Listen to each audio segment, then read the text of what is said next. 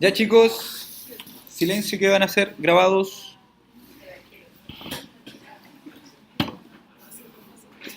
Ya, van a ser famosos, así que comencemos por silencio, chicas. Silencio. Ya. Bueno, como les mencionaba, hoy día vamos a hacer un repaso de las 2:30. En realidad ya estamos algo atrasados, hasta las 5. Les pido disculpas, pero de esta forma el material al menos va a quedar grabado. Después los que quieran yo les mando un link de YouTube y lo pueden ver en el momento que quieran, o algún compañero que no haya podido venir como su hermano. ¿Ya? Bueno, ahí ya, como la hermana. Ya. Veamos si esto funciona, parece que ahora esto no funciona.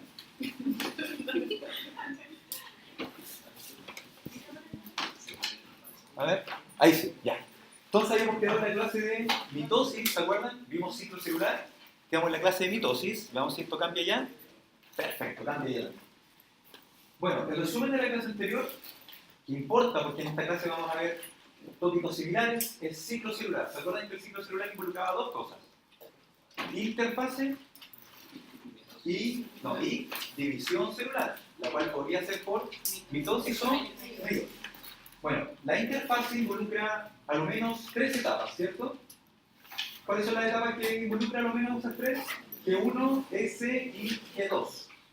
Hablábamos también de una G0, que son propias de células que están muy diferenciadas, cumplen una función, y que no están en ciclo celular, están en una resto celular o quiescencia, ¿ya? Por ejemplo, la célula ósea, célula muscular. Otras células que sí deciden estar en ciclo celular deben pasar por G1, luego por S, donde duplican su material genético, y G2, ¿cierto? La duplicación de los centriolos y de la mayoría de los organelos comienza en G1 y se culmina en G2. ¿Ya? Sobre la división celular, vuelvo a recalcar, hablamos de mitosis o de meiosis, y la clase anterior nos centramos en mitosis, la cual se subdividía en pro, meta, ana, beta, ¿cierto? Y teníamos ciertas cosas importantes que destacar porque para algunos organismos la mitosis es reproducción. Para los organismos unicelulares, por ejemplo, es reproducción. Para otros organismos que ya son pluricelulares, es crecimiento o reparación. Por ejemplo, una estrella de mar es un organismo pluricelular, pero cuando tú cortas un brazo, se vuelve a regenerar, ¿cierto? O sea, y por mitosis, o sea, sería reparación, y a su vez es reproducción, porque de un brazo crece otra estrella de mar, ¿ya? Y también obviamente eso es crecimiento. Pero en el caso de pluricelulares, eucariontes, con reproducción sexuada, ahí ya no es reproducción, sino que solamente crecimiento y reparación. ¿Por qué? Porque esos organismos tienen una especie diferente de ciclo celular en la cual utilizan meiosis para su reproducción. ¿Ya? Bueno, hoy día entonces vamos a repasar esos contenidos. Lo voy a pasar sumamente rápido, esto, ¿cierto? Porque no me importa mucho. Partamos con esta pregunta. Si una célula presenta dotación cromosómica 2N igual 6, ¿cuál de las siguientes esquemas representa dicha célula en la etapa posterior a metafase 2? Primero de todo, ¿cómo si 2N igual 6? ¿Cómo será N entonces? 3, ¿cierto? Y en metafase, ¿cómo está todavía? Está como en la... Se dice que se detuvo en la etapa posterior a la metafase. ¿Puede ser esta o no? No. ¿Por qué no? Porque acá se están separando. Esta es la meiosis 1. Puede ser... aquí se van a empezar a separar cromatías hermanas. Puede ser esta. ¿Por qué no? Ya, pero ¿dónde baja su dotación cromosómica? Pro, meta, lo más probable es que esto sea de ser una fase del ciclo celular. ¿Qué fase será esta? Difícil. Puede ser eso, ¿cierto? Puede que esté en G1 y que todavía no haya entrado a ciclo celular, propiamente tal, perdón, a la división celular, ¿cierto? Entonces puede que de esta pasemos después a esta, ¿no? Y esta pues se divida y pasemos a esta, ¿no? Y de esta pasemos a esta y finalmente lleguemos a esta. ¿Sí? Puede ser. Entonces, la que podríamos decir que esa es la D. ¿Ya? Pasa arriba. Por ahí vamos a ir corroborando eso.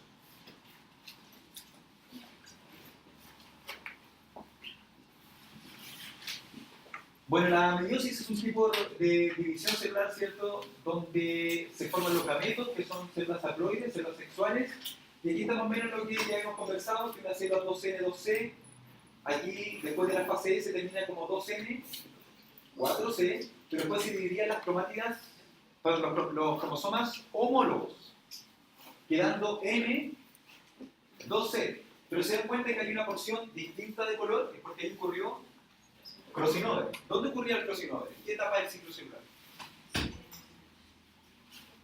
En profase. ¿Y en qué fase de la profase 1? En Pachyi-Teno. ¿Ya? Nunca olviden eso, Pachyi-Teno. ¿Ya? Y luego de esto que ocurrió la meiosis 1, comienza la meiosis 2 y termina finalmente siendo NC. ¿Ya? Vamos a ver entonces las etapas de la meiosis 1, al igual que la mitosis, también tiene pro, meta, anatero. Pero hay una diferencia, que la profase 1, en este sentido, es una profase 1 muy larga, porque tiene diferentes subetapas. Donde yo digo le sigo Pachyi. ¿Por qué?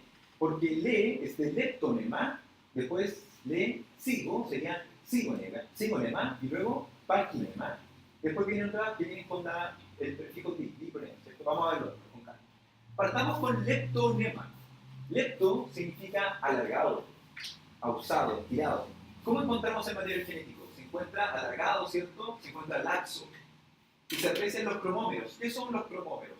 Cromo es color, ¿cierto? O sea, vemos estructuras y se dan cuenta que están más teñidas que otras, ¿no? O sea, esa estructura que vemos ahí se llaman cromómeros, ¿ya? A lo largo de estos filamentos. Y la célula sigue siendo 2N, 4C. Y luego viene le sigo, ¿cierto? Entonces viene sigonema. En sigonema ocurre el apareamiento de los cromosomas homólogos en un proceso que se llama sinapsis, ¿ya? Y como podrán ver acá, cuando se encuentran estos cromosomas homólogos, se entrecruzan. Al entrecruzarse, forma la sinapsis, eso que está acá, pero no. Eso es la sinapsis. ¿Y cuántos palitos tengo ahora? ¿Cuántas cromatinas? ¿Cuántas cromátidas, perdón, tengo? 4. Entonces el prefijo de 4 es tetra. Entonces una tétrada o bivalente. ¿Ya? Esos lugares que están acá, donde está la sinapsis, son lugares donde van a ocurrir, ¿qué cosa hay? Crossing over. Entonces ahora viene la etapa que nos importa, que es Pachyi-nema o Pachyi-Teno. En Pachyi-nema es donde ocurre el crossing over y la variabilidad genética. ¿Ya? ¿Se dan cuenta cómo queda aquí o no? O sea, el cromosoma homólogo están totalmente entrecruzados. Entonces cuando nos enseñan a nosotros que el crossing over ocurre en una partecita, es mentira, o sea, ocurre en varias porciones de los cromosomas, ¿ya? Entonces, el primer proceso que nos da variabilidad genética es el Pachyi-nema de la profase 1, donde ocurre el crossing over, ¿cierto? Luego viene le sigo Pachyi-di, di de diplonema, y se forma una suerte de cicatriz donde ocurrió el entrecruzamiento. Y eso se conoce como quiasma, porque se dan cuenta que se forma una cruz. Ese quiasma es donde ocurrió entonces la recombinación. Ahí ocurrió el cambio, ¿ya? El intercambio de porciones. Y por último, diacinesis es cuando ya los quiasmas se hacen terminales, o sea, termina este proceso, se reorganiza nuevamente la membrana nuclear y comienza a producirse este uso mitótico, ¿ya? O sea, aquí recién terminamos la profase 1. Como podrán ver, vuelvo a recalcar, es una profase muy larga. ¿Qué tenemos que recordar? ¿Qué tenemos que recordar? Pachyi-nema, ¿cierto? Porque ahí ocurrió el crossing over. Bueno. ¿Hay preguntas son terminadas? O sea, que se tiene el quiasma antes y después, como dicen, son terminados. De que esto se va movilizando hacia allá. Si esto pudiésemos graficarlo, esto se mueve. Y por eso es que siempre te lo representan que queda en los extremos. ¿Se han dado cuenta que siempre que nos muestran, volvamos atrás, miren atrás? Aquí justo no es el mejor ejemplo. ¿Te das cuenta dónde queda la porción que se intercambió? Abajo, al final, en los extremos. A eso se refiere, que ese quiasma que está en un lugar se moviliza y queda en el exterior. Bueno, entonces ahora que terminó la profase que viene, bueno, la pregunta, ¿cuál viene la metafase, cierto? Vamos con esta pregunta. ¿Cuál de los siguientes acontecimientos ocurre en la profase 1?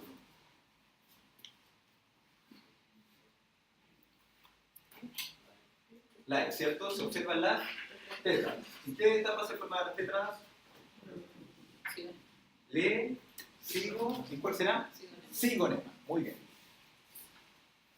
Bueno, una vez que terminamos, como les dije, la profase, comenzamos con la metafase, y aquí ocurre un proceso que se conoce como permutación cromosómica. Recuerden que permutar es cambiar. Aquí en este esquema vemos que hay cromosomas amarillos y cromosomas rojos. Uno podría esperar que tal vez todos los amarillos queden hacia un lado y que todos los rojos queden hacia otro lado, ¿cierto? Pero esto no es así. A veces queda un amarillo con un rojo, ¿ya? Y eso da un ordenamiento al azar. Y eso da una serie de combinaciones, ¿ya? Y esto aquí simplemente está ejemplificado con 2 pares de cromosomas, aquí abajo con 3 pares de cromosomas. Pero ¿qué pasa cuando tenemos... ¿Cuántos pares tiene el ser humano? 23 pares. Tendremos que estar calculando el número de combinaciones. Entonces dijimos que había una fórmula matemática que es súper simple, que es 2 a la n, donde n es el número de pares de cromosomas. Y eso nos daba algo de 8 millones, ¿se acuerdan, no? O sea, si elevo 2 a la 23 da 8.388.000 y algo, ¿cierto? Fracciones de posibilidades de combinación de los cromosomas. ¿Ya? O sea, solo por permutación cromosómica tenemos más de 8 millones de posibilidades. ¿Ya? Eso también da variabilidad aquí. Vamos con él.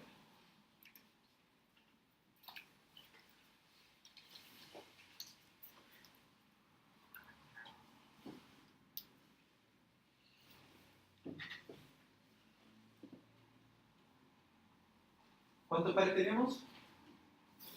3, ¿cierto? Ese va con ese con ese y ese con ese. ¿Cuánto sería? 12 elevado a 3. ¿Y cuánto da eso? 8. Muy bien, fácil, ¿cierto? Bueno, ya terminamos la metafase, ahora viene la anafase. Y en la anafase ocurre una primera diferencia con la mitosis. En la mitosis se separaban las cromátidas hermanas. Aquí no, aquí se separan los cromosomas homólogos. Y eso arroja también una gran diferencia, porque cuando se comienzan a separar, luego en telofase, se reestructuran nuevamente los núcleos, ¿se acuerdan? Pero ya ahí se reduce el material genético. ¿Por qué? Porque ya no están apareados de homólogos, sino que están separados. Entonces vas a hacer N2C. Eso nunca lo piden. En telofase 1, las células se vuelven N2C. ¿Ya? Entonces, ¿qué ocurre en telofase 1? Los cromosomas se desenrollan, se desorganiza el uso mitótico. Como dice aquí, en algunos organismos la membrana nuclear y el nucleolo reaparecen, no reaparecen, y se produce la citodiéresis, o sea, las células totalmente después se separan. Con eso terminamos la meiosis 1. Después viene una leve o breve interfase, que se caracteriza por no tener fase S, no hay duplicación del material genético. Es por eso que nosotros definimos la meiosis como una división celular con una duplicación del material genético y 2 divisiones celulares sucesivas. ¿Ya? Obviamente si hay interfase, ¿por qué? Porque la célula debe prepararse de alguna u otra forma para la división celular. Para ello tiene que preparar organelos, tiene que preparar proteínas, etc. Entonces, en resumen, tenemos lo siguiente. Sería pro, ¿cierto? Meta, ana, y finalmente telófase. Bueno, la meiosis 1 es reduccional.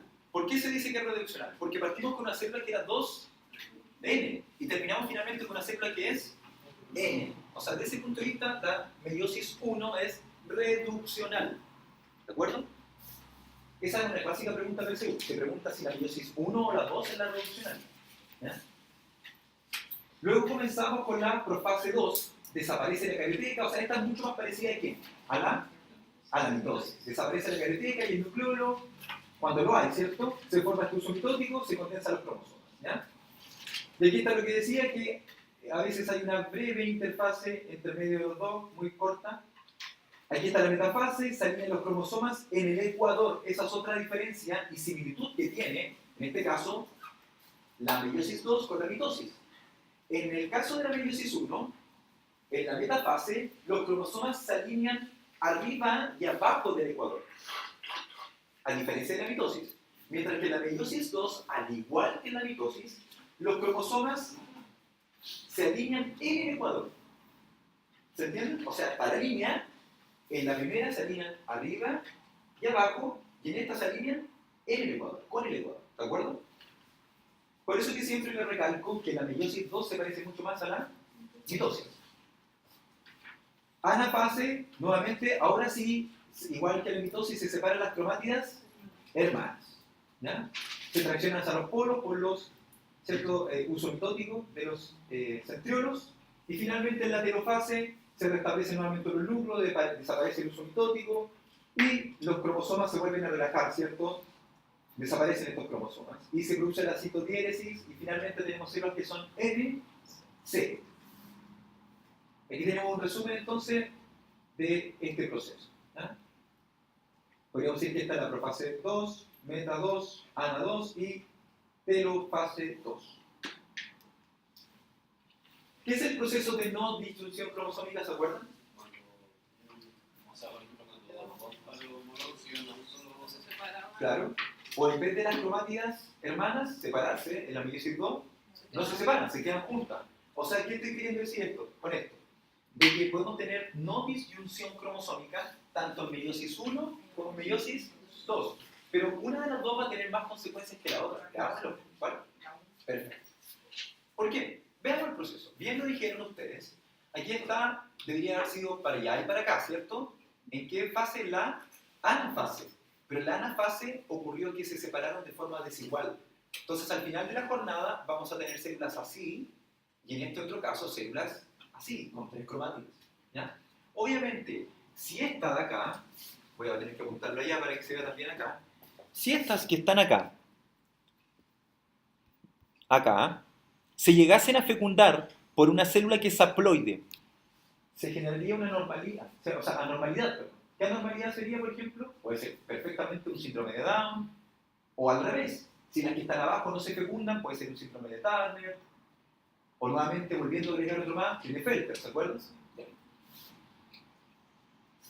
Bueno, esto lo vamos a pasar de largo, esto en un resumen, ¿se acuerdan? Profase, se van los centriolos a los polos, el uso mitótico, hubo crossover, luego se alinean uno sobre otro del ecuador, se separan los cromosomas homólogos, ahí está Ana, se vuelve a reestructurar luego esto, y se divide la célula. Y nuevamente comienza otra división, migran hacia los polos, pero ahora los cromosomas se alinean en el ecuador, y se separan las cromátidas hermanas, que ya están recombinadas, y se vuelve a formar nuevamente a reestructurar la cariopeta, y se separa la célula. Clásica pregunta PSU.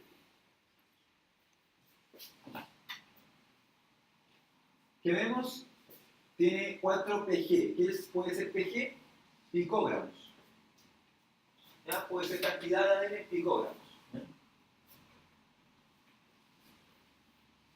A partir de lo observado, por esto afirmar que corresponde a un ciclo mitótico, no. ¿Por qué no? Porque llegamos a hacer, exacto, y llegamos a hacer 2 picogramos, y nos están diciendo que la célula, esta, cuando comienza, lo más probable es que cuando sea diploide, ¿cierto? 2N, es 4 picogramos. Entre 3 y 5, 1, 2, 3, ahí está 3, ¿cierto? Entre 3 y 5, que sería acá, acá 3 y 5, ¿tiene lugar la duplicación del material genético? Sí, está entonces la interfase, aquí está la fase S. Y luego, a lo largo del ciclo representado ocurren 2 procesos de citocinesis. ¿Sí? ¿No se ve? Todo absolutamente correcto, porque estaba mostrando las cosas que pasan en la tele. ¿Ya? Entonces, entre 3 y 5, ¿qué ocurría? El ciclo S de la interfase, ¿cierto? Y luego, si nos preguntan si es que hay 2 citocinesis, sí, efectivamente. Acá hay una, y acá viene la otra. Por tanto, la respuesta correcta aquí, ¿cuál es? La E, 2 y 3. Entonces, hagamos una breve comparación. ¿Qué eventos son importantes aquí? En la profase, ¿qué ocurre? En la mitosis, se forman los cromosomas. Pero aquí, ¿qué ocurrió además? El crossover. Y bueno, en la profase 2 hay condensación del material genético haploide. Eso tienen que recordar igual, que en la meiosis 2 ya parte la célula haploide. Evento importante de la metafase, sus cromosomas se alinean ¿dónde? En el ecuador. ¿Qué pasaba en la 1 acá?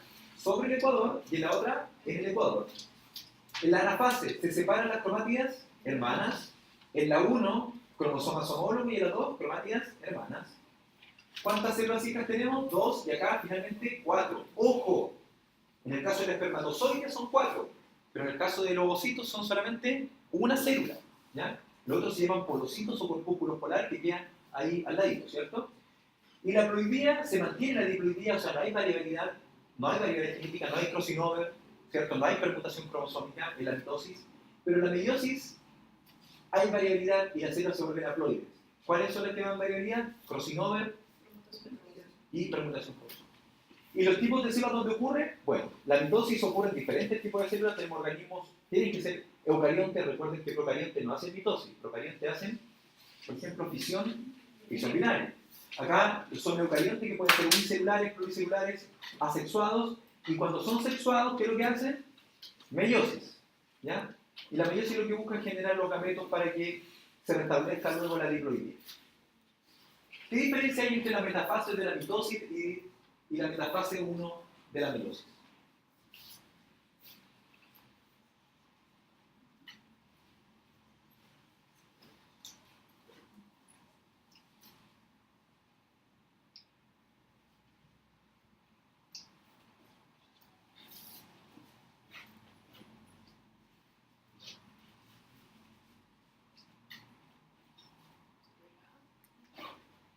¿Cierto? En la metafase mitótica los cromosomas se disponen alineados en el ecuador, y en la meiosis 1, lo dije, a ambos lados del ecuador.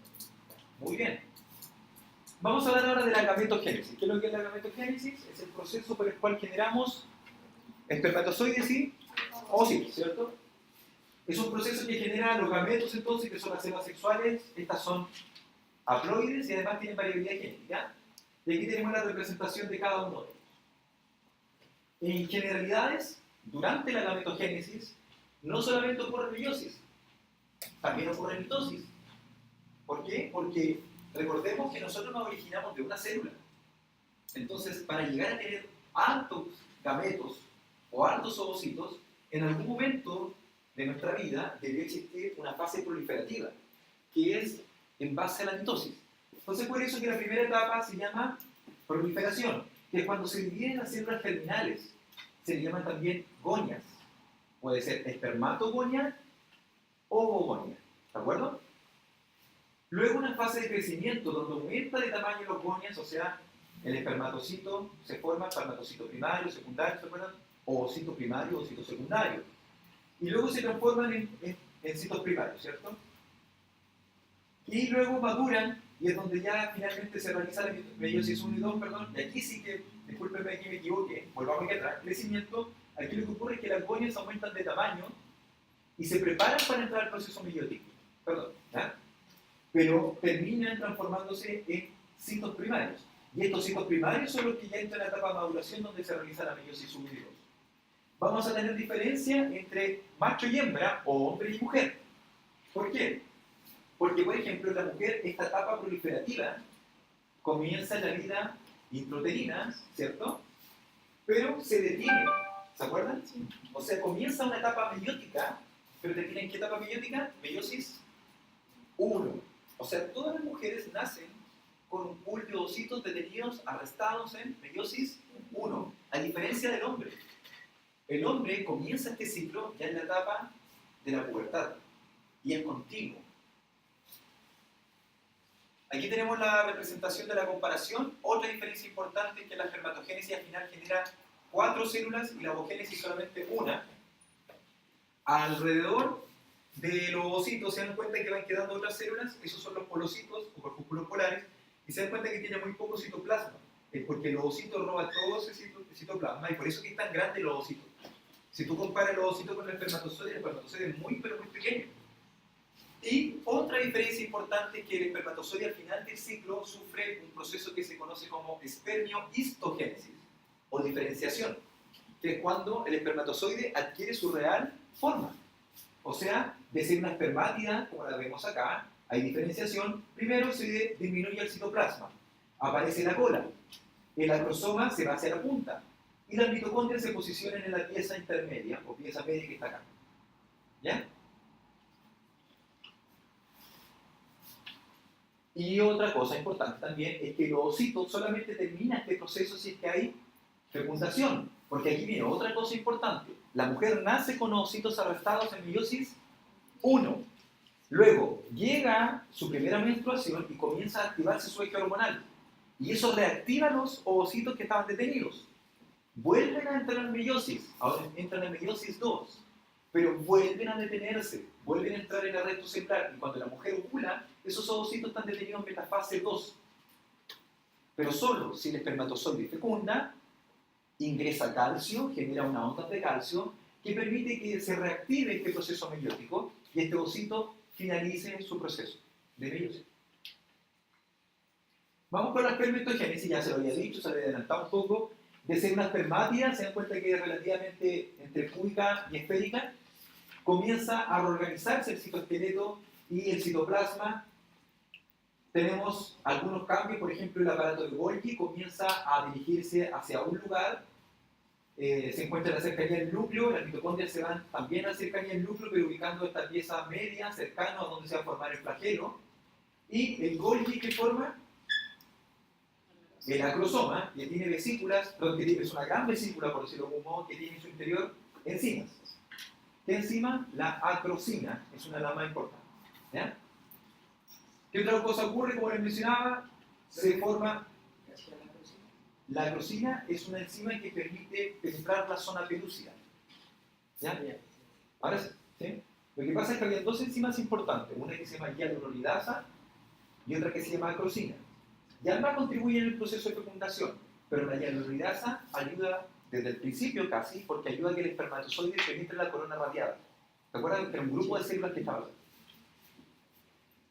Si comparamos la ovogénesis y la espermatogénesis,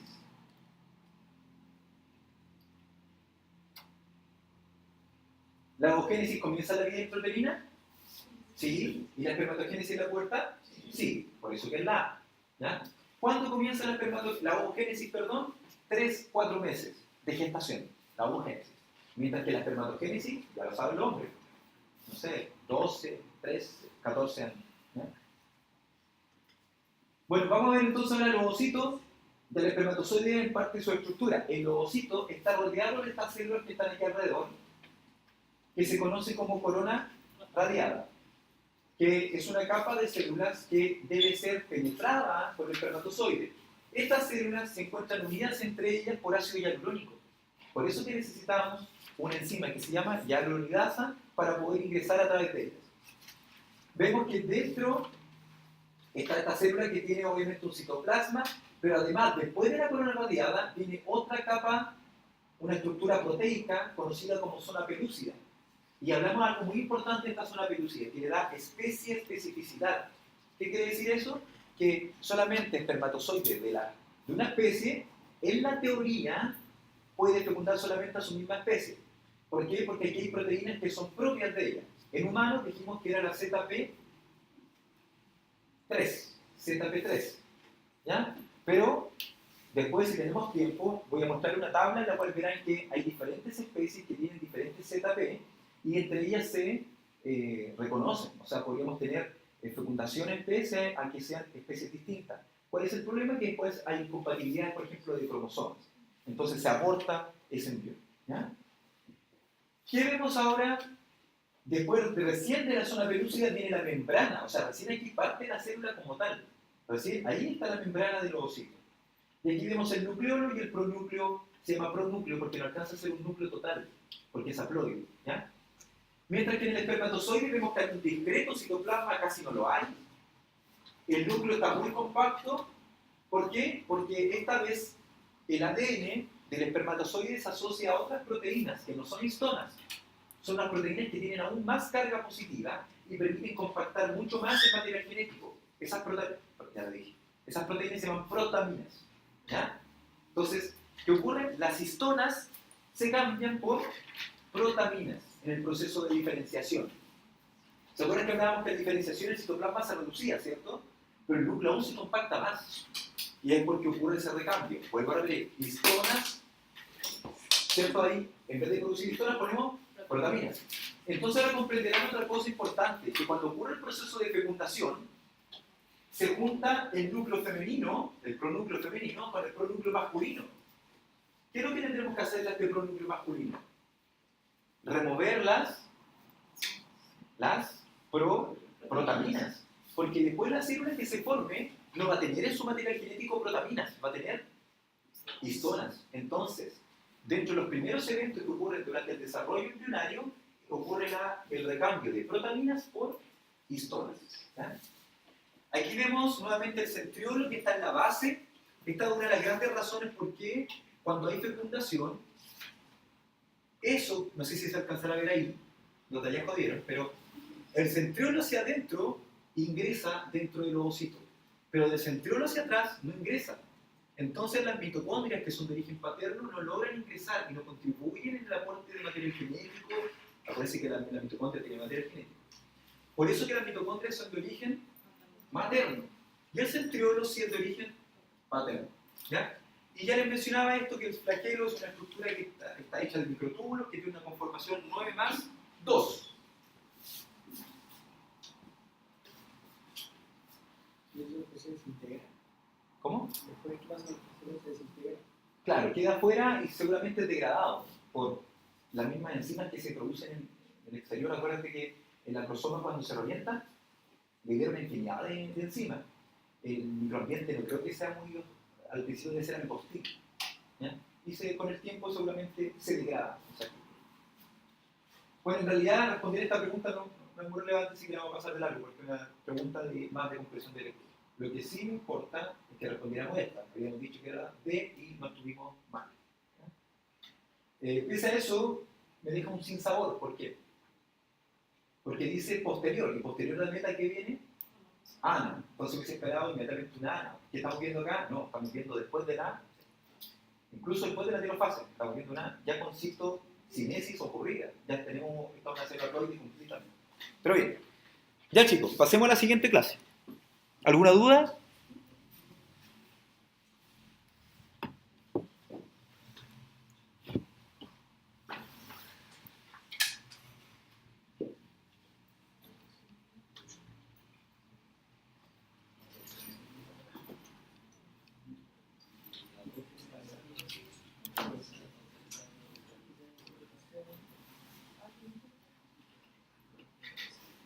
Ah, hay un problema técnico.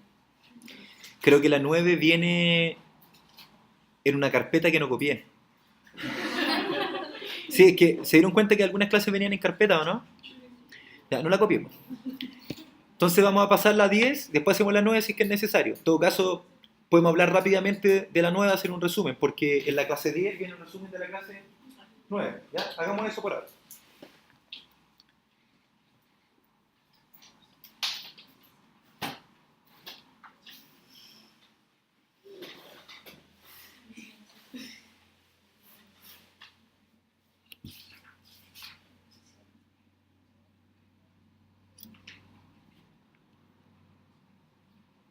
Espérenme un cachito, que aquí tengo que cambiar.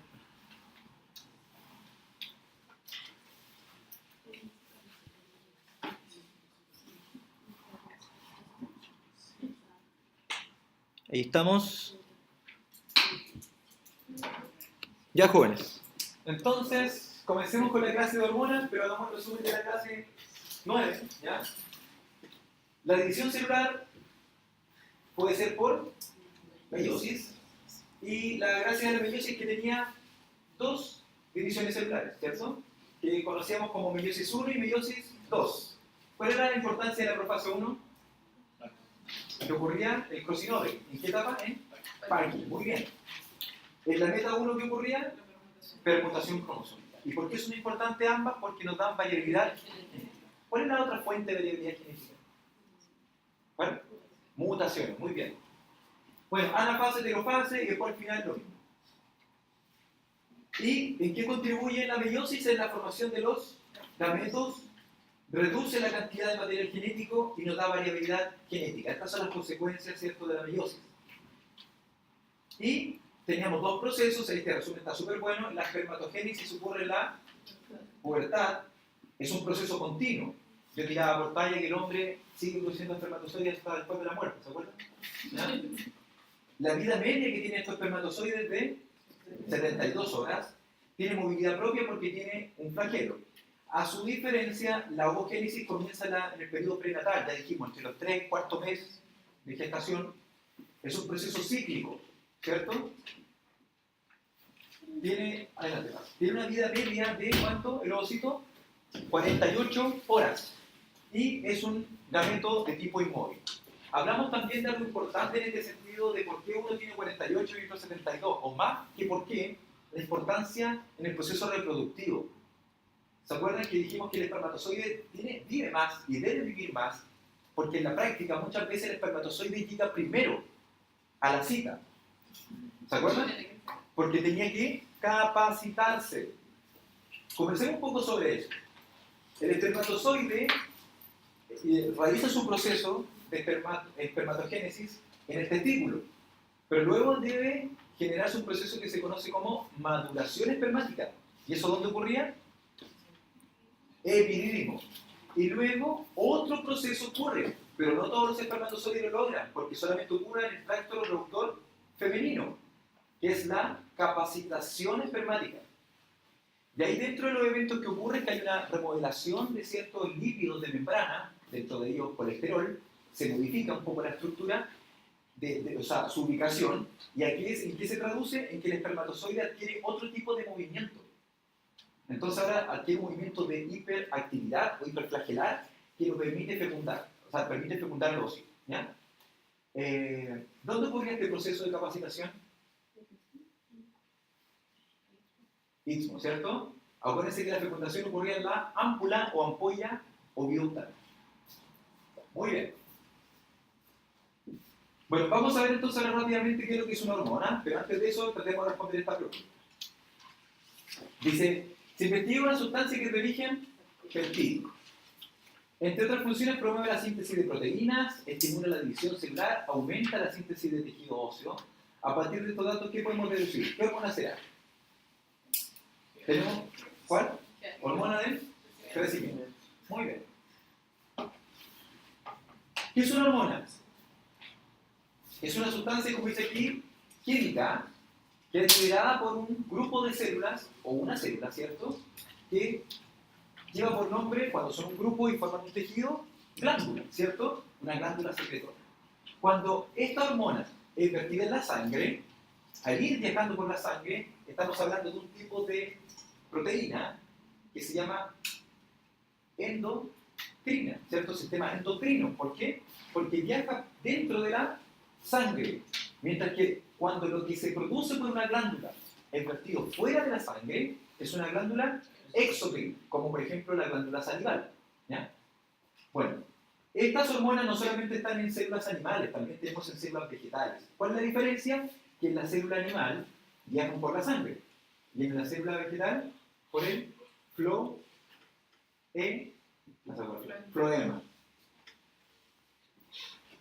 Esta célula, para que cuando secreta esta molécula, que es una hormona, que puede ser de diferente origen, puede ser un péptido, puede ser de origen lipídico, ¿cierto? Para que la otra célula responda, ¿qué debe tener esa otra célula diana?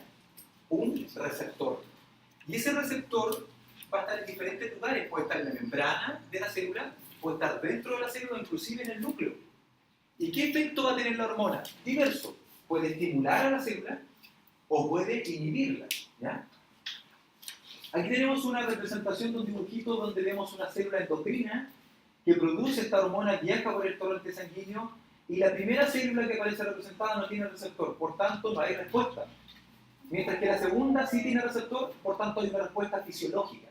Inclusive la última célula, ¿cierto?, la que responde, podría mandarle una señal de vuelta a la célula endocrina, ¿no? Y podría decirle que produzca más o que produzca menos, o que deje de producir. O sea, podría ser un feedback positivo o negativo respectivamente.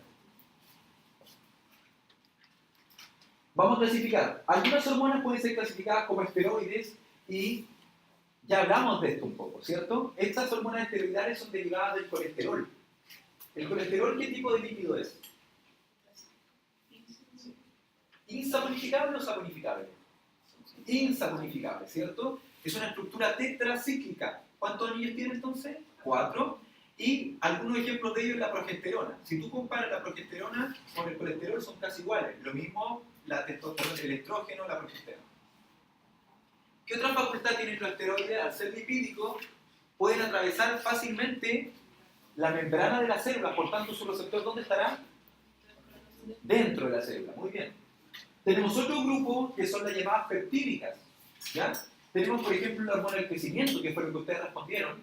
Las gonadotrofinas. ¿Cuáles son las gonadotrofinas? ¿Cómo? No. Por ahí va así. Gonadotrofinas. Escuchen. Gonadotrofinas son las que alimentan a la gónada. ¿Cuáles son las que llegan directamente a la gónada? FSH y LH. Ellas son las gonadotrofinas. Y la GnRH que dices tú es la hormona liberadora de las gonadotrofinas. O sea, ella hace que la FSH y la LH se liberen. ¿Ya? Bueno, pero enfoquémonos en nuestro tema. ¿Ya? Algunas peptídicas, como la hormona del crecimiento, o también incluso algunas que son pequeñitas, como la insulina. La insulina, acuérdense que es pequeñita, tiene apenas 9 aminoácidos, pero primero se sintetiza como una gran hormona, una preprohormona. No sé si sabían esto ustedes, la insulina es grande, pero luego se empieza a cortar hasta que llega a su forma activa. ¿Ya? Y tenemos otras que son derivados de aminoácidos, que estas ya sí que son muy pequeñitas. Por ejemplo, la hormona tiroidea, donde un derivado, ¿cierto?, la tiroxina, un aminoácido, ¿cierto?, derivado, se conjuga ¿con qué? En este caso con yodo, ¿cierto? Y tenemos la tiroxina, que puede ser con 3 moléculas de yodo o con 4. O sea, puede ser triyodotiroxina o tetrayodotiroxina. ¿Ya? Yo había escuchado que cuando era 4 se llama tiroxina. Sí, pero puede ser de las dos formas. ¿Ya? Tetra o triyodotiroxina. Pero como dices tú, cuando se habla de tiroxinas secas, es que uno está hablando de la T4. ¿Ya? Bueno, y hay algunas, como les mencionaba anteriormente, que en el caso de los animales, estas glándulas endocrinas vierten su contenido en la sangre, pero en el caso de los vegetales va en el floema. Respondamos a esto.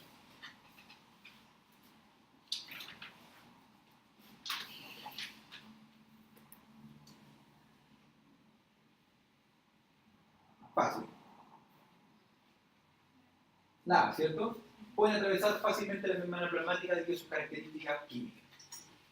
Bueno, ¿qué funciones tiene la hormona? Múltiples funciones. Vamos a tratar de conversar algunas de ellas. Por ejemplo, proceso reproductivo. ¿Cuál? Testosterona. ¿Por qué efecto reproductivo? Porque aumenta la libido. ¿Se acuerdan de lo que era la libido? El apetito sexual en el hombre, por ejemplo. LH, FSH, progesterona, etc. Uso y almacenamiento de energía. ¿Qué tenemos ahí? Insulina, glucagón, ¿no? Actividad de órganos y sistemas. Por ejemplo, tenemos la hormona tiroides que regula el metabolismo, pero aquí se centra este ejemplo en actividad de un órgano, que puede ser el sistema renina, angiotensina, aldosterona. ¿Se acuerdan? Niveles sanguíneos de glucosa, nuevamente insulina, iones. Puede ser la hormona antidiurética, el péptido natriurético, que parece que a ustedes no se lo enseñé, ¿no?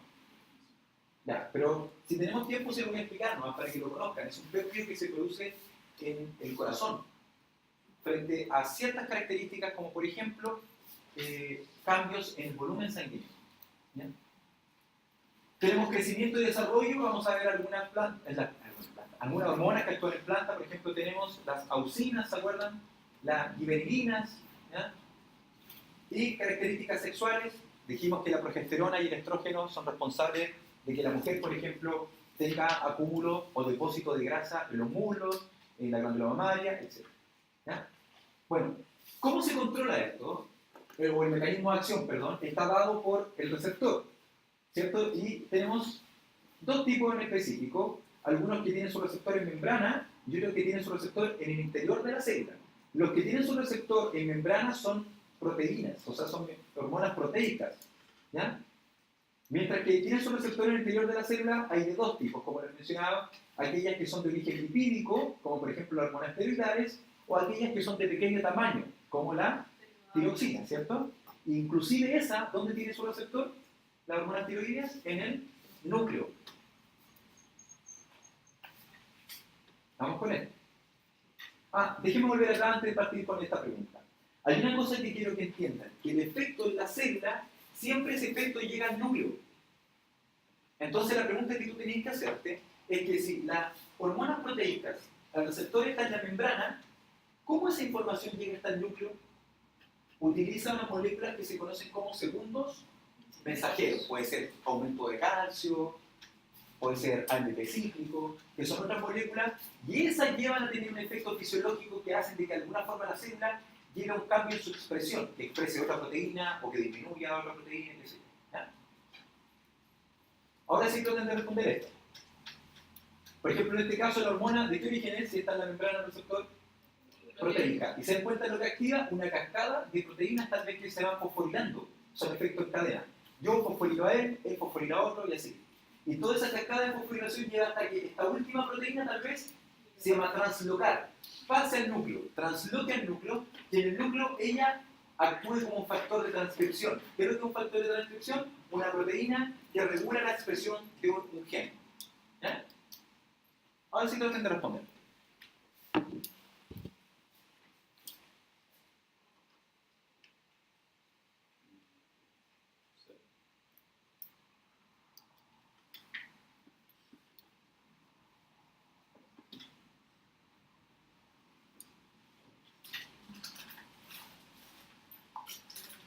Déjenme un cachito.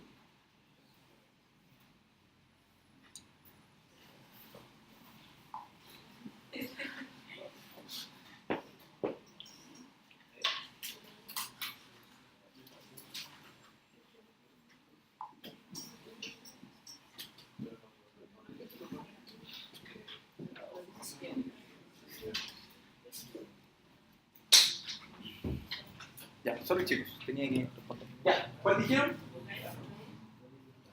¿La? ¿Por qué la E? ¿El efecto fisiológico de la hormona depende de la expresión de genes específicos? Sí, dijimos que, ¿qué es lo que busca hacer una hormona? Activar o reprimir ciertos genes, pero es algo específico. ¿Ya?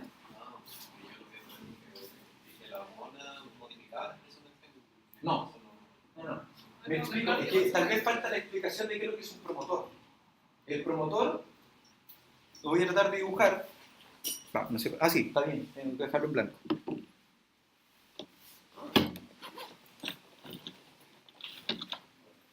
Y déjenme, ¿se podrá hacer esto? A ver si se puede. La no me decir nada. ¿Qué boté? El cable, ya. A ver, ¿se ve la...? No, aquí estamos jodidos, aquí no lo vamos a hacer como en la otra. Bueno, jodieron los... No, otros no. Que al ver a sus caras entiendan la expresión. Miren, el material genético, supongamos que aquí está la D, ¿de acuerdo? Estirado. Acá, en este sector, está, aquí, comienza el gen, vamos a ponerle algo, de la leche. Supongamos con la proteína. ¿Cuál puede ser? La beta-caseína, no, es muy rebuscado, cualquiera se llama. Una hormona, por tiro, la prolactina, ¿de acuerdo? Prolactina. Entonces, la prolactina es todo esto. Prolactina. ¿Ya? Pero la prolactina, una parte anterior a la prolactina, se llama promotor. ¿Qué creen ustedes que significa promotor? Que promueve algo, ¿cierto? Un fenómeno. Entonces, si yo quiero que se exprese la prolactina, tengo que activar al promotor. Entonces, lo que ocurre es lo siguiente, este es el núcleo, ¿lo ven ahí? Y si yo quiero activar el promotor para que se produzca prolactina, el ambiente genera lo propicio para que se active, no sé, un receptor de membrana. Aquí está el receptor, se activó, generó una señal y una proteína entró al núcleo y esa proteína ahora se unió al promotor. Y esa proteína, ¿qué puede hacer? Reclutar a otra proteína, y en conjunto llevan a que la prolactina se active. y ocurre el proceso de transcripción. Este era un gen, esto es ADN, y ahora sale desde acá un ARN mensajero. No modificó al gen, simplemente lo activó para que se expresara, se transcribiera. Ahora una situación contraria. Puede que otro llegue acá, pero en vez de estar activando, lo está reprimiendo. Se dan cuenta que estos se unen acá, estos se llaman factores de transcripción, porque ¿qué es lo que hacen? Activan o reprimen la transcripción.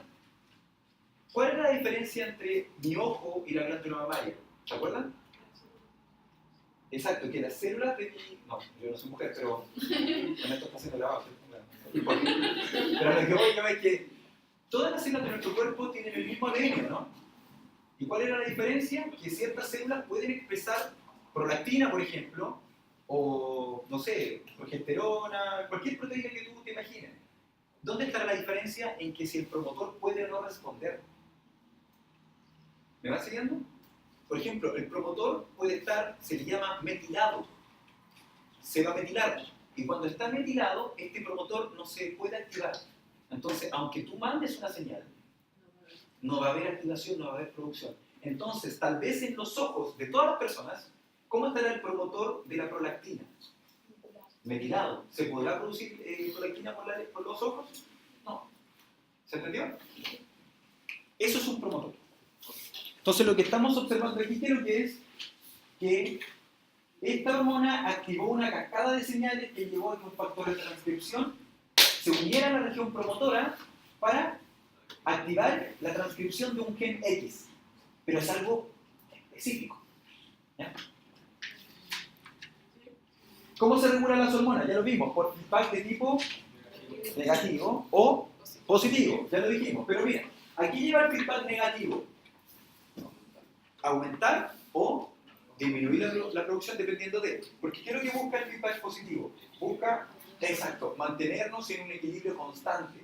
Es por eso que si a ti te toman una muestra de sangre para saber cómo está una hormona, ¿han visto que sale un rango? Nunca dice un valor fijo. ¿Por qué? Porque tu hormona, si sube mucho, se activa un feedback negativo para que baje. Si empieza a bajar mucho y ese feedback negativo no es funcional, entonces ¿qué empieza a ocurrir? Vuelve a subir. Pero si sube no, se activa. Entonces está constantemente así. A diferencia del feedback positivo. El feedback positivo busca perder ese equilibrio. El feedback positivo sale de eso y aumenta hasta el infinito y más allá. Para que me entiendan de alguna forma. ¿Ya? Entonces, vamos a ver un ejemplo clásico. El sistema nervioso tiene una estructura que se conoce como hipotálamo, que libera la hormona liberadora de gonadotrofinas, que va a la pituitaria y le dice a la gonadotrofina, libérense. ¿Se entiende ahora? Liberadora. Y se liberan estas gonadotrofinas que son la FSH y LH. Y yo les dije, en este caso para ejemplo el testículo, la LH tiene una L, va a la célula de Leydig. Y la FSH tiene una S, para la célula de célula. Y la Leydig, ¿qué producía la Leydig? Ella, testosterona, muy bien, era irónico, excelente. Y la célula de serotonina creo que era como le dije yo, como una baby sister. ¿Qué es lo que hacía? Controlaba que la espermatogénesis ocurriera de forma ordenada. Si había alguien que estaba más o menos enfermito, lo mataba. Sacaba desechos, alimentaba a las células que estaban ahí. O sea, hacía de todo. Y dentro de todas esas cosas que hace, también la célula de Sertoli produce una hormona que se llama inhibina. ¿Ya? Pero supongamos también que esta célula de Leydig que produce testosterona. ¿Qué hace la testosterona? ¿Qué dice?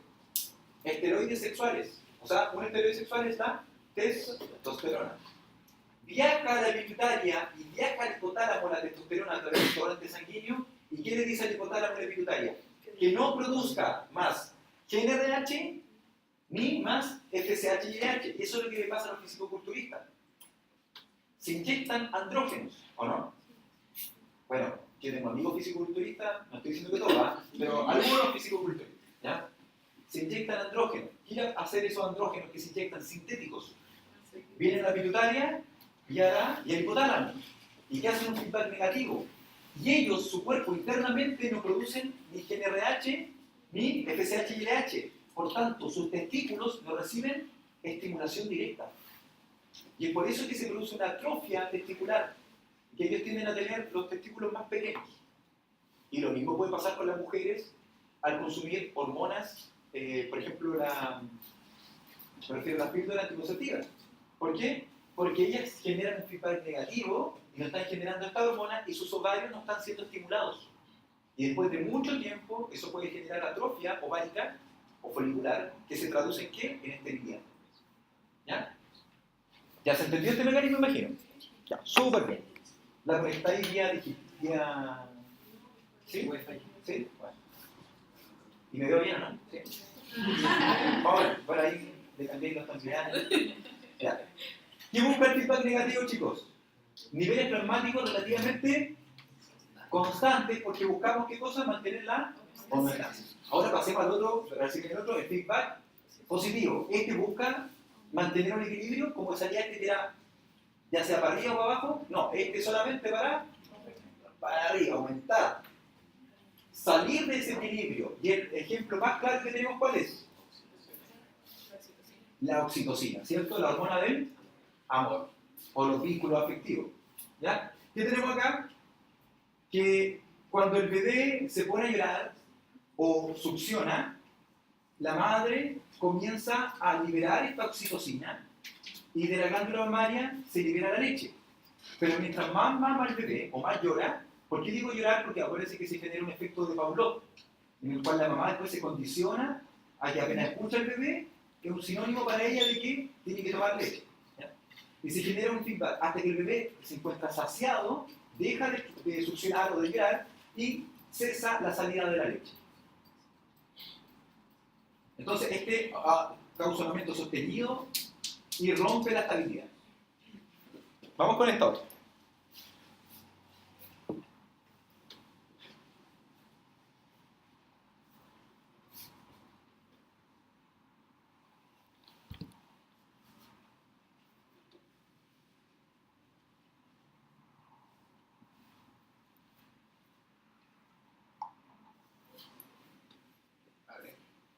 ¿Cuál?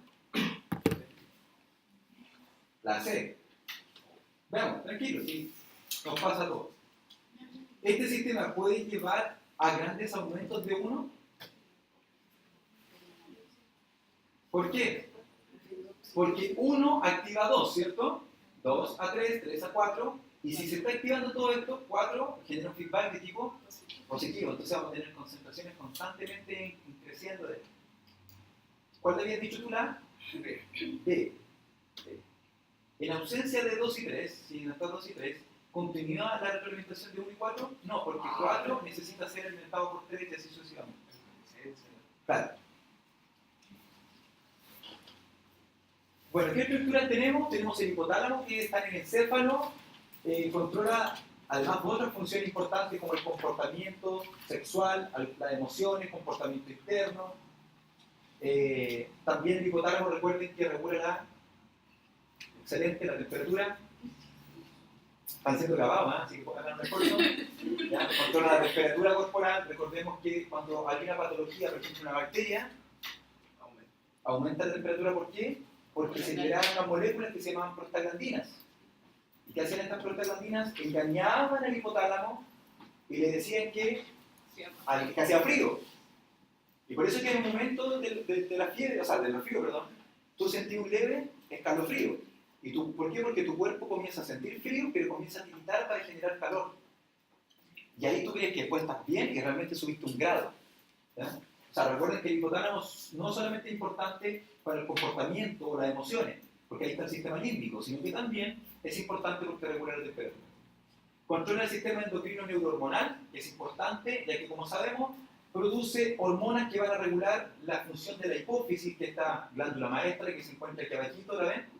Que parecen dos testículos, o sea, sí dos testículos, claro. Esta es la glándula endocrina principal de los vertebrados y tiene dos porciones, una que se conoce como anterior y posterior. La anterior también le llamamos adeno-hipófisis, porque ¿qué significaba adeno? Glándula, porque es la parte realmente glandular, porque la neurohipófisis no es una glándula propiamente tal. Solamente almacena y secreta, pero no produce. ¿Ya?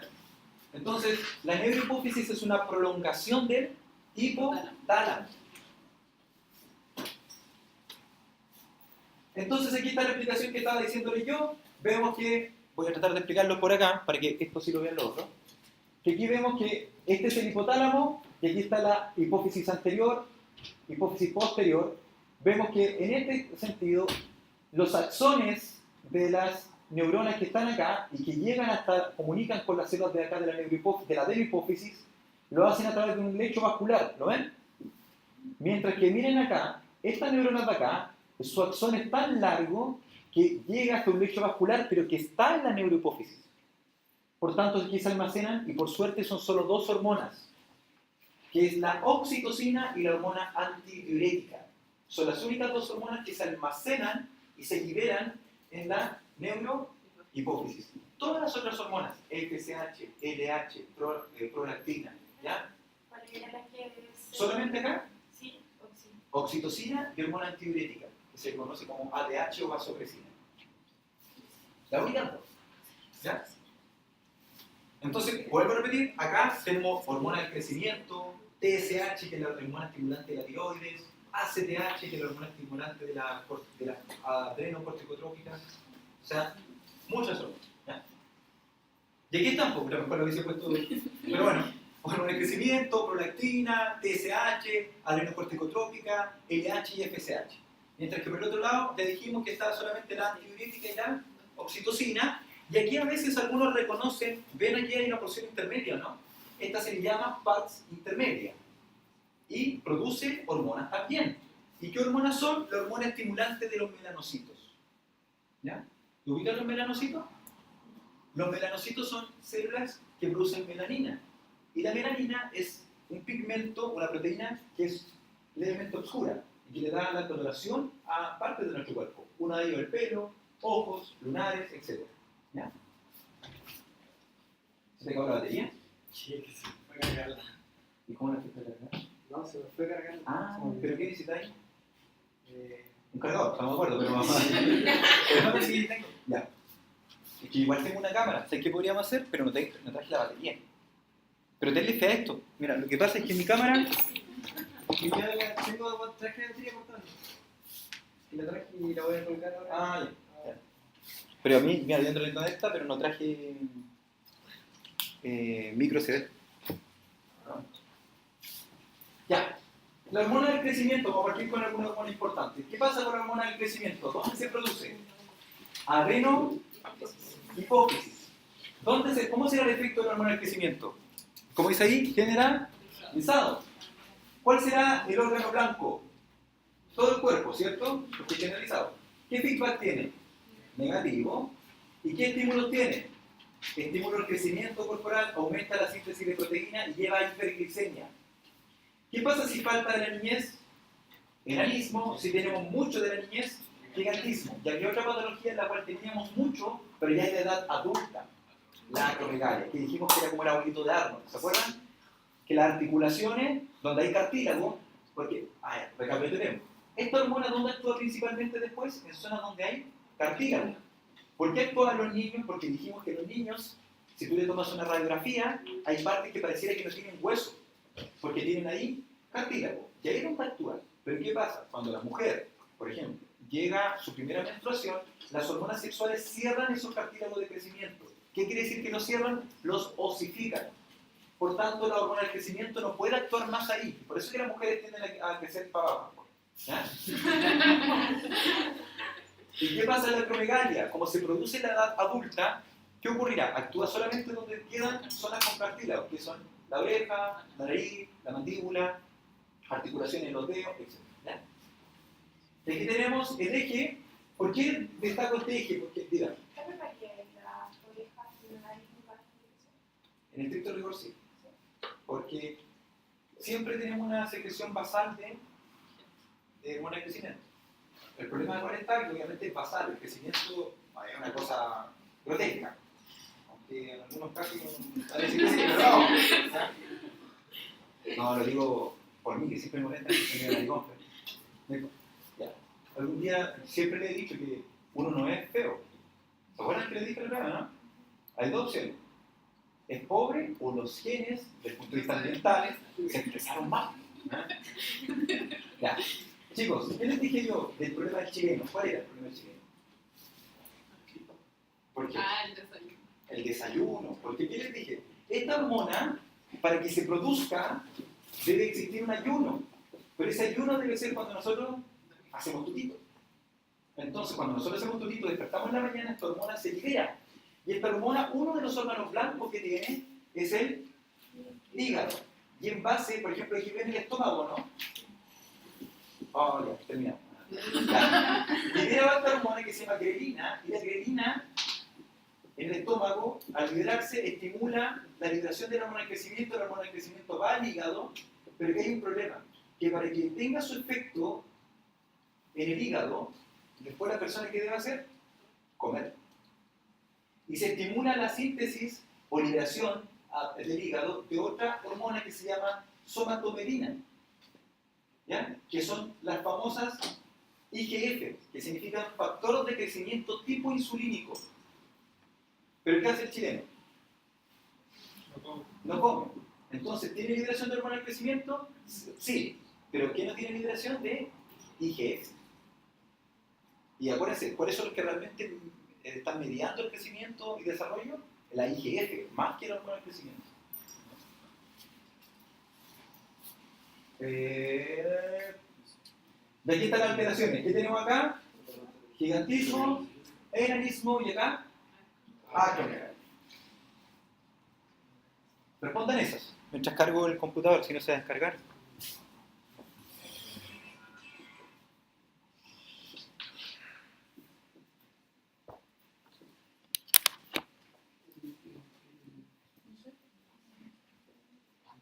¿Cuál?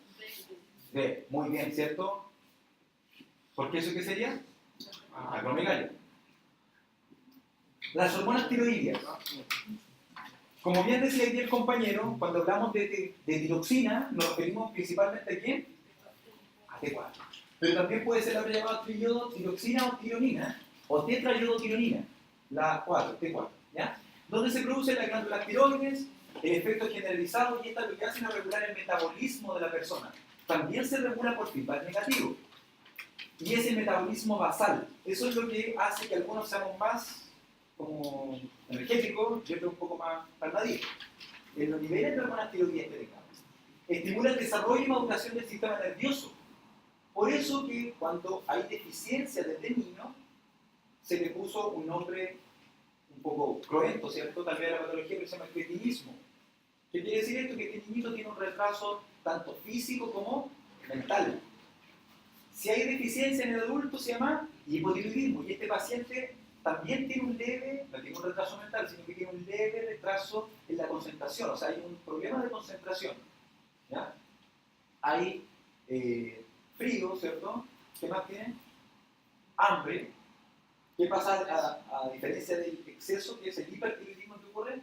En vez de frío tiene calor, y al tener calor la persona suda, son más delgados, pero no hay que ser más inteligente o que tengan un mayor desarrollo, sino que también existe una pérdida de la concentración.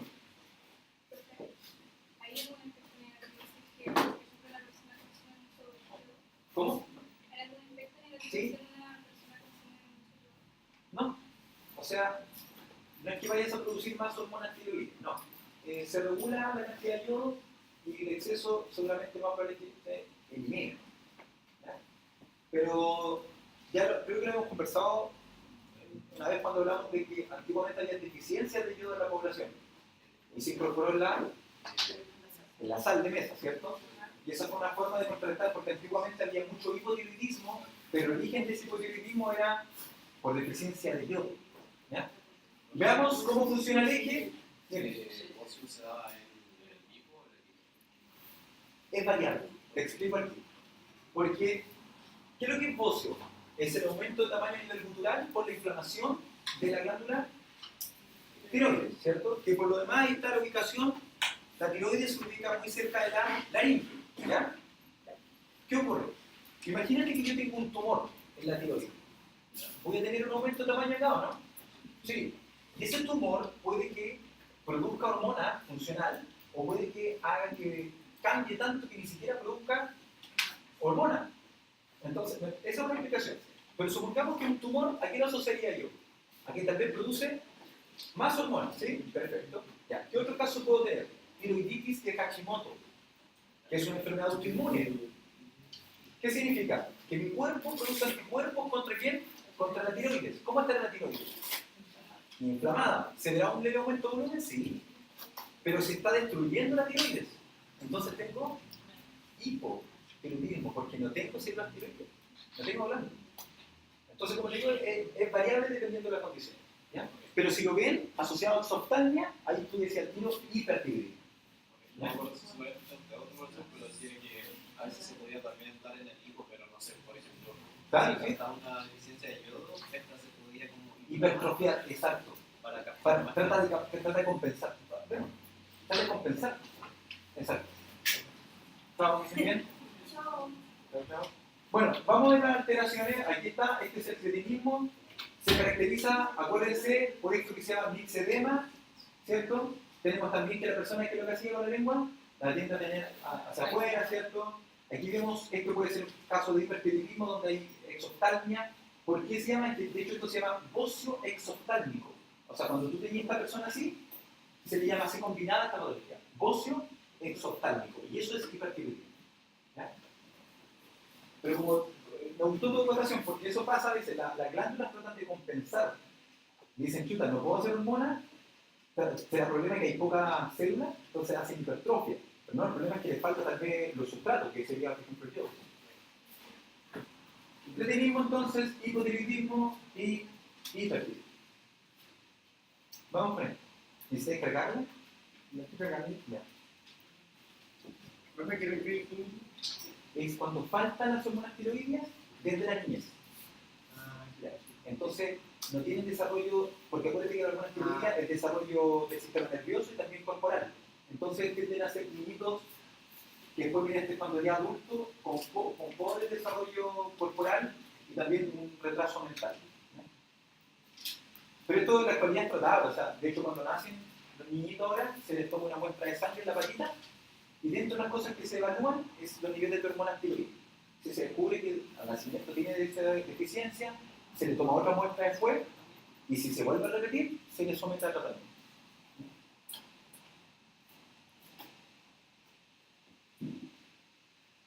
Vamos con esto.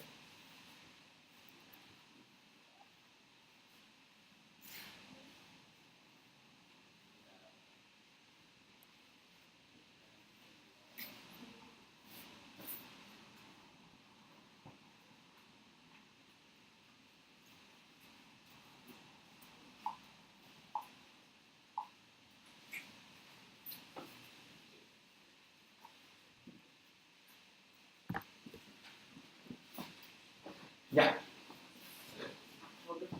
Chao, muy bien, la sé. ¿Por qué?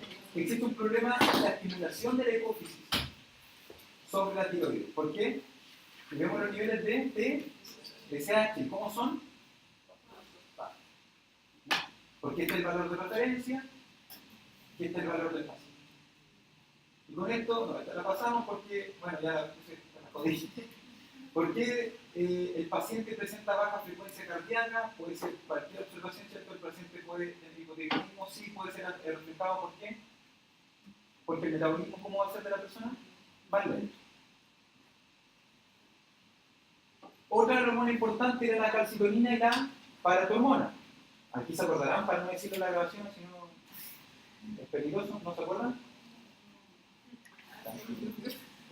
Ya, a ver, vamos a ver si resulta. Ya, ¿qué hace la calcitonina? Sí. ¿Qué hace la calcitonina? No, baja los niveles de calcio, muy bien. ¿Y la paratormona? No es legal. ¿Es al revés? Ya. O sea, pero, ¿podría decir? No, no, sí está bien, la calcitonina los baja. Sí. Es que, a ver, pero, en buena onda, ¿quién le expliqué eso? ¿A nadie más? Ya, ¿no estáis grabando, cierto? Sí. ¿Estáis grabando? No, no, no. Vamos. No, es que esto